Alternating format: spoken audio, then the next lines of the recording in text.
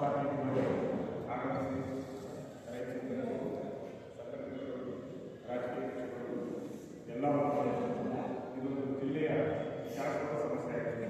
ಸುಮಾರು 20-30 ವರ್ಷಗಳಿಂದ ಅಣ್ಣವರು ಸಮಿತಿ ಮಾಡಿಕೊಂಡು ಸತತವಾಗಿ ಹೋರಾಟ ಮಾಡಿಕೊಂಡು ಆದರೆ ಎಲ್ಲೋ ಒಂದು ಕಡೆ ಜಿಲ್ಲೆಯ ಮಗನಾಗಿ ಜಿಲ್ಲೆಯ ನಾಯಕನಾಗಿ ಒಂದು ಜವಾಬ್ದಾರಿ ಪ್ರತಿಯಾಗಿ ನಮ್ಮ ಮಕ್ಕಳು ನೋವಾಗ್ತಾ ಇತ್ತು. ಈಗ ಜನವರಿ 12ನೇ ತಾರೀಕು ಹಮ್ಮಿಕೊಂಡಿರ್ತಕ್ಕಂಥ ಬೃಹತ್ ಸಮಾವೇಶ ಕೋಲಾರ ಜಿಲ್ಲೆಯಲ್ಲಿ ಅದಕ್ಕೆ ಪೂರ್ವಭಾವಿ ಸಭೆಯಾಗಿ ಕೆಜಿಎಫ್ ತಾಲೂಕಿನ ಸಮಸ್ತ ನಾಗರಿಕ ಸಂಘಟನೆಯಲ್ಲಿ ಪೂರ್ವದಲ್ಲಿ ಆಯ್ಕೆ ನಾನು ಹೇಳ್ತೀನಿ. ಜನವರಿ 12ನೇ ತಾರೀಕು ನಡೆಯುವಂಥ ಸಮಾವೇಶ ವಿಧಾನಸೌಧ ಸೋಲಿಸಬೇಕು.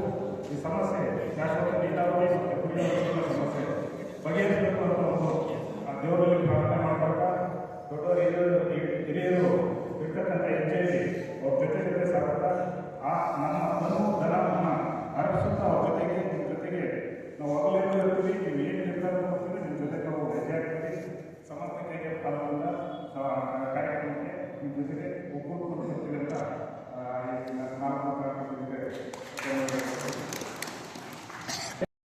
ನೀವು ಆ ಕೆರೆಗಳಲ್ಲಿ ಆ ನೀರನ್ನು ತುಂಬಿಸಿದ್ರೆ ಆ ಬೋರ್ವೆಲ್ಗಳು ಯಾವ ನೀರು ತುಂಬುತ್ತಾ ಸ್ವಾಮಿ? ಅದೇ ಕಚರಾ ನೀರೇ ಬೋರ್ವೆಲ್ ತುಂಬುತ್ತದೆ. ಅದೇ ಕಚರಾ ನೀರೇ ನಮಗೆಲ್ಲ ಸಪ್ಲೈ ಆಗುತ್ತೆ. ಆಯ್ತು, ನಾವು ಜನಗಳೇನೋ ಮನೆಯಲ್ಲಿ ಫಿಲ್ಟ್ರು ಹಾಕೊಂಡಿರ್ತೀವಿ. ನಾವು ಆ ಫಿಲ್ಟರ್ ಮಾಡ್ಕೊಂಡು ಕುಡಿತೀವಿ. ಎಷ್ಟು ಜನಗಳ ಹತ್ರ ಫಿಲ್ಟರ್ ಇದೆ ಅಂತ ಯೋಚನೆ ಮಾಡಬೇಕು. ದನಕರುಗಳಿಗೆ ಅದು ಫಿಲ್ಟರ್ನಲ್ಲಿ ಮಾಡಿರ್ತಕ್ಕಂಥ ನೀರು ಉಪಯೋಗ ಮಾಡೋಕ್ಕಾಗುತ್ತಾ?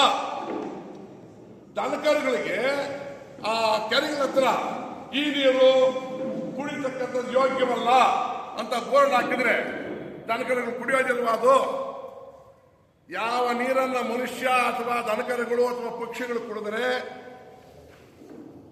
ಆ ಒಂದು ನೀರಿನಿಂದ ಕೆಮಿಕಲ್ ರಿಯಾಕ್ಷನ್ ಆಗಿ ಜಠರದ ಮೇಲೆ ಪರಿಣಾಮ ಆಗಿ ನಮ್ಮ ಇಂಟೆಸ್ಟೈನ್ ಉಲ್ಬಣ ಆಗಿ ಆ ಇಂಟೆಸ್ಟೈನ್ ಉಲ್ಬಣ ಆಗಿ ಪಕ್ಕದಲ್ಲಿರ್ತಕ್ಕಂಥ ಕಿಡ್ನಿಗೆ ಹೊಡೆದು ಕಾಯಿಲೆ ಬರ್ತದೆ.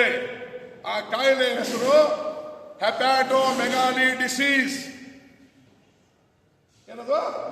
ಹೆಪಾಟೋಮೆಗಾಲಿ ಡಿಸೀಸ್. ಮೆಗಾ ಅಂದ್ರೆ ದೊಡ್ಡದಾಗ್ತಕ್ಕಂಥದ್ದು, ಹೆಪಾಟೋ ಅಂದ್ರೆ ಹೊಟ್ಟೆ ಜಠರ ಭಾಗ. ಅದು ಎನ್ಲಾರ್ಜ್ ಆದ್ರೆ, ಒಂದು ಸಲ ಜಠರ ಎನ್ಲಾರ್ಜ್ ಆದ್ರೆ ಅದನ್ನು ಕಡಿಮೆ ಮಾಡೋಕ್ಕಾಗೋದಿಲ್ಲ.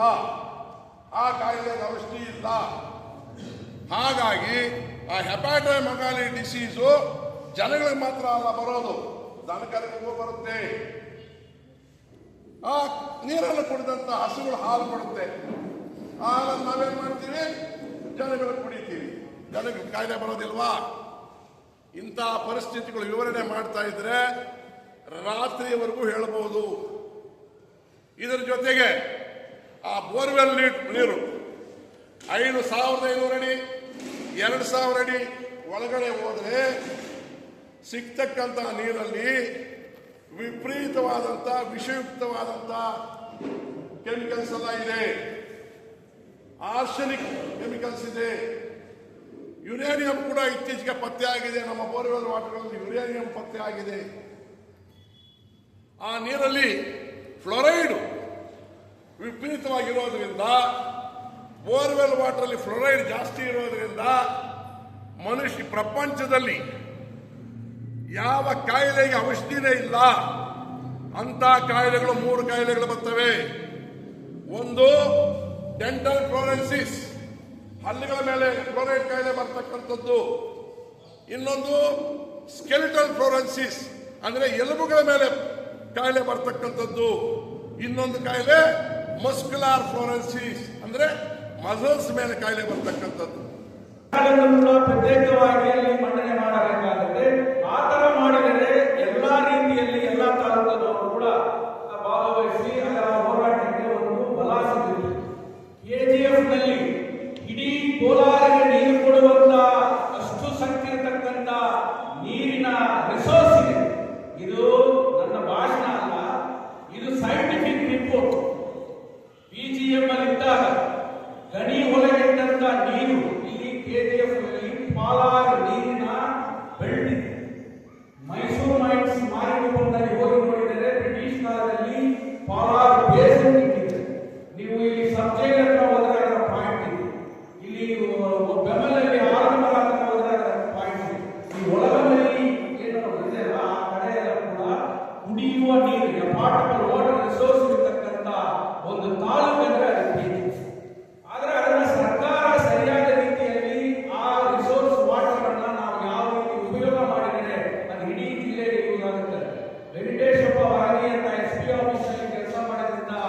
ವೆಂಕಟೇಶಪ್ಪ ಅವರು ಒಂದು ವರದಿಯನ್ನ ಸರ್ಕಾರಕ್ಕೆ ಮಂಡನೆ ಮಾಡಿದ್ದಾರೆ. KGF ನಲ್ಲಿ BGM ನಲ್ಲಿ ಮಾತ್ರ 4 TMC ಆಫ್ ವಾಟರ್ ರಿಸೋರ್ಸ್ ಇದೆ. ಆ ವಾಟರ್ ಅನ್ನ ನಾವು it's A portable water, not contaminated water. Kolar ಶ್ರೀಗಂಧ ವೇದಿಕೆ ಅಧ್ಯಕ್ಷರು, ಕೋಲಾರ ಜಿಲ್ಲಾ ಹೋಟೆಲ್ ಸಂಘ ನಿರ್ದೇಶಕರು ಮತ್ತು ಹೋಟೆಲ್ ಸಂಘದಲ್ಲಿ ಜೋರು ಗೌರವರಾಗಿದ್ದಾರೆ. ಈಗಾಗಲೇ ಶಾಶ್ವತ ಹೋರಾಟದ ಸಮಿತಿ ಪರವಾಗಿ ನಮ್ಮ ಒಳ್ಳೆ ಪ್ರಕಾಶ್ ಅವರು ಬಹಳ ವಿವರವಾಗಿ ಮಾತನಾಡಿದ್ದಾರೆ. ಅನೇಕ ಇವತ್ತಿಲ್ಲಿ ಏನು ಭಾಗವಹಿಸಿದ್ದಾರೆ ಎಲ್ಲ ಶಾಶ್ವತ ಹೋರಾಟ ಸಮಿತಿ ಎಲ್ಲ ನಾಯಕರೇ ಅಂತ ನಾನು ಅದನ್ನು ಭಾವಿಸ್ತಾ ಇದ್ದೀನಿ. ಈಗಾಗಲೇ ಹೆಚ್ಚು ಸಮಯ ಆಗಿರೋದ್ರಿಂದ ನಾವು ಸತತವಾಗಿ ಕೋಲಾರ ಜಿಲ್ಲೆಯಲ್ಲಿ ಚಿಕ್ಕಬಳ್ಳಾಪುರ ಮತ್ತು ಬೆಂಗಳೂರು ಗ್ರಾಮಾಂತರದಲ್ಲಿ ಶಾಶ್ವತ ಹೋರಾಟದ ಬಗ್ಗೆ ಹಲವಾರು ಹೋರಾಟಗಳನ್ನು ನಾವು ಮಾಡ್ಕೊಂಡು ಬಂದಿದ್ದೀವಿ. ಆದರೆ ಇದ್ರ ಬಗ್ಗೆ ಇವತ್ತು ಅದರ ನೇತೃತ್ವವನ್ನು ನಮ್ಮ ಚಿಕ್ಕಬಳ್ಳಾಪುರ ಆಂಜನೇಯ ಅವರ ನೇತೃತ್ವದಲ್ಲಿ ಹಲವಾರು ಹೋರಾಟಗಳಾಗಿದೆ. ಅವ್ರ ಜೊತೆಯಲ್ಲಿ ನಾವು ಕೂಡ ಹೋರಾಟಗಳಲ್ಲಿ ಭಾಗವಹಿಸಿದ್ದೀವಿ. ಆದರೆ ಏನೋ ಒಂದು ಸಾಧನೆ ಮಾಡೋಕ್ಕಾಗಿಲ್ಲ ಅಂತಕ್ಕಂಥ ಒಂದು ದುಃಖ ಅಳುವುದು ಇದೆ ಮನಸ್ಸಿಗೆ.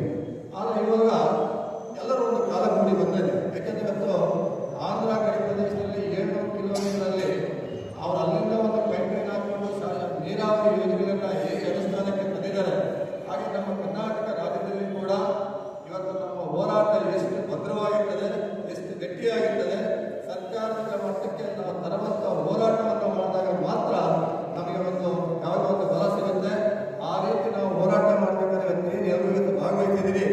17ನೇ ತಾರೀಕು ಕೋಲಾರ ಜಿಲ್ಲೆಯಲ್ಲಿ ಇವತ್ತು ನಾವು ಒಂದು ಸಮಾವೇಶ ಅಂತ ಮಾಡಬೇಕಾದಾಗ ಆ ಸಮಾವೇಶ ಸರ್ಕಾರದ ಒಂದು ಗಮನಕ್ಕೆ ತರಬೇಕಾಗಿರೋ ನಿಟ್ಟಿನಲ್ಲಿ ಇವತ್ತು ನಾವು ಹೋರಾಟವನ್ನು ಮಾಡಿದಾಗ ಮಾತ್ರ ಈ ಒಂದು ಶಾಶ್ವತದಲ್ಲಿ ನಾವು ಏನೋ ಸಾಧ್ಯ ಮಾಡೋದಕ್ಕೆ ಸಾಧ್ಯ ಆಗ್ತದೆ. ಇದನ್ನ ಅಲ್ಲಿಗೆ ಬಿಟ್ಟಿದ್ದು ಒಂದು ದುರಾದೃಷ್ಟ. ಇವತ್ತು ಸ್ಟಾರ್ಟ್ ಮಾಡಿರೋದನ್ನ ಮುಂದುವರಿಸಿ ನಮ್ಮೆಲ್ಲರ ಬೆಂಬಲ ಇರುತ್ತೆ. ಇವತ್ತು ಏಕೆ ಈ ಪರಿಸ್ಥಿತಿ ಬಂದಿದೆ ಅಂದ್ರೆ, ಯಾವುದೇ ರಾಜ್ಯ ತೆಗೆದುಕೊಂಡ್ರೆ ಇವತ್ತು ಕರ್ನಾಟಕ ದುರಾದೃಷ್ಟ. ಯಾಕೆಂದ್ರೆ ನಮ್ಮ ರಾಜಕಾರಣಿಗಳಿಂದಲೇ ಇವತ್ತು ನಮ್ಮ ಕೋಲಾರ ಜಿಲ್ಲೆಗೆ ನೀರಿಲ್ಲದೆ ಆಗಿರೋದು. ಯಾಕೆಂದ್ರೆ ಇವತ್ತು ಎಲ್ಲ ರಾಜ್ಯಗಳಲ್ಲೂ ನೀರಾವರಿಗೆ ಒತ್ತು ಕೊಟ್ಟಿದ್ದಾರೆ.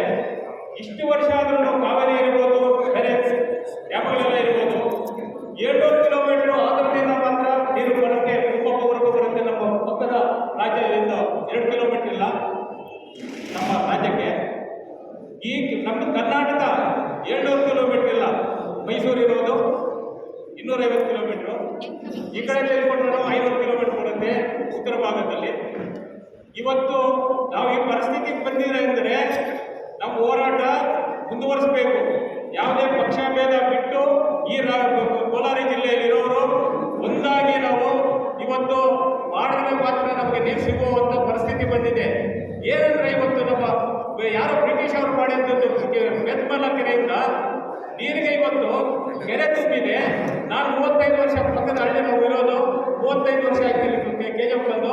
ನಾವು ಇನ್ನೂ ಬೆತ್ಮಲಲ್ಲಿ ನಾವು ಕುಡಿದಿಲ್ಲ. ಇಲ್ಲಿ ನಾವು ಕರ್ನಾಟಕದಲ್ಲಿ ಮೋಸವಾಗಿದ್ದೀವಿ. ಪೈಪ್ಲೈನ್ ಮಾಡಿದ್ರು. ಪೈಪ್ಲೈನ್ ಏನು ಉದ್ಧಾರ ಮಾಡಕ್ಕೆ ಅವರು ಪೈಪ್ಲೈನ್ ಮಾಡಿದ್ದಾರೆ. ಅವರು ಬಿಲ್ಗಳು ಮಾಡ್ಕೊಳಕ್ಕೆ ಮಾಡಿದಾರ. ನೀರು ಮಾತ್ರ ಬರ್ತಾ ಇಲ್ಲ. ಬೇತ್ಮಂಗ್ಲ ಕೆರೆ ನೀರು ಪಾಲೇರ ಕೆರೆ ಸೇರ್ತಾ ಇದೆ. ರಾಮಸಾಗರ ಕೆರೆ ಹೋಗಿ ಆ ನೀರನ್ನು ಉಪಯೋಗ ಮಾಡಿದ್ರೆ ಯಾಕೆ KGF ನೀರು ಮಾಡಲ್ಲ? ಇವತ್ತು ಇದು ಯಾವ್ಯಾವ ಯರಗೋಡ್ ಡ್ಯಾಮು ಯಾರೋ ಪುಣ್ಯಾತ್ಮರು ಮಾಧ್ಯಮ ಮಿತ್ರರು ಇಬ್ಬರು ಕರ್ಕೊಂಡು ಹೋಗಿ ಅಲ್ಲಿ ನೀರು ವೇಸ್ಟ್ ಆಗ್ತಾ ಇದೆ ಅನ್ನೋ ಒಂದು ಜಾಗ ತೋರಿಸಿ ಇವತ್ತು ಆ ಯರಗೋಡ್ ಡ್ಯಾಮ್ ಅಷ್ಟು ಮಾತ್ರ ಮಾಡಿರೋದ್ರಿಂದ ಎಷ್ಟು ನೀರು ಇದೆ. ಇವತ್ತು 3 ತಾಲೂಕು ನೀರು ಕೊಡೋಕ್ಕೆ ಯೋಜನೆ ಮಾಡಿದ್ದಾರೆ. ಇವಾಗ ಕರ್ನಾಟಕಕ್ಕೆ ಬರ್ತಾ ಇದೆ. ದುರಾದೃಷ್ಟ ನಮ್ಮ KGF 10 ಕಿಲೋಮೀಟರ್ ಇಲ್ಲ, ನಮ್ಮ KGF ಇಲ್ಲ. ಇವತ್ತು ನಾವು ಇಲ್ಲಿ ಮೈನ್ಸು ನೀರು ಎಷ್ಟು ಆಳದಲ್ಲಿದೆ ಅಂತ ನೀರನ್ನ 1500-2000 ನೀರು ಬೋರ್ವೆಲ್ ಹಾಕಿ ಅದರಲ್ಲಿ ಕುಡಿದು ಇಲ್ಲಿ ಏನಾದ್ರು ವಾತಾವರಣ ಬೋರ್ವೆಲ್ ಹಾಕಿದ್ರು ಮತ್ತು ಟ್ಯಾಂಕರ್ ಅಲ್ಲಿ ಹೊಡೆಯೋ ಪರಿಸ್ಥಿತಿ ಬಂದಿದೆ. ಆ ಲೈನ್ಗಳ ಭಾಗ ಎಲ್ಲ ಬರೀ ಟ್ಯಾಂಕರ್ ಅಲ್ಲಿ ನೀರು ಓಡ್ತಾ ಇದೆ. ಇವತ್ತಿಗೂ ಕುಡಿಯೋ ನೀರು ದಕ್ಕಿಲ್ಲ ನಮಗೆ KGF ಅಲ್ಲಿ. ಈ ಹೋರಾಟಕ್ಕೆ ನಾನು ಕನ್ನಡ ಸಂಘದ ಅಧ್ಯಕ್ಷರಾಗಿದ್ದೀನಿ, ರೆಡ್ಡಿ ಸಂಘದ ತಾಲೂಕು ಅಧ್ಯಕ್ಷರಾಗಿದ್ದೀವಿ. ನಮ್ಮ 2 ಸಂಘ ಕಡೆಯಿಂದ ನಮ್ಮ ಬೆಂಬಲ ಇರುತ್ತೆ ಸರ್. ನೀವು ಮುಂದುವರಿಸಿ, ನಾವು ಯಾವುದಕ್ಕೂ ಬರೋಕ್ಕೆ ರೆಡಿ ಇದ್ದೀವಿ ಸರ್.